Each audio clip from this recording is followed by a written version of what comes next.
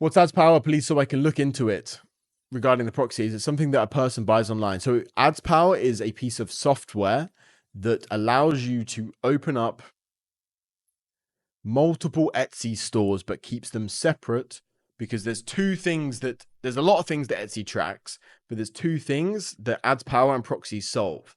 Like, you can Google right now. So if you take your mobile phone, you're on Wi-Fi right now. Let's say you're on Wi-Fi, you're connected to Wi-Fi. Google, what's my IP? You turn off Wi-Fi, turn on mobile hotspot, Google again, what's my IP? The two numbers will be different. So it's a unique identifier for your mobile connection, for your Wi-Fi connection, right? So that's one thing. People can track that, websites track that, Facebook tracks that, every single website tracks that. They know what your IP is. Even if you come onto one of my websites, I know what your fucking IP is. So there's that part of it, but there's also MAC address. So MAC addresses and also management of the whole system is what AdsPower helps you with, okay? Basically, AdsPower, ADS Power. Just Google it, get it, understand it a little bit. It's very, very simple.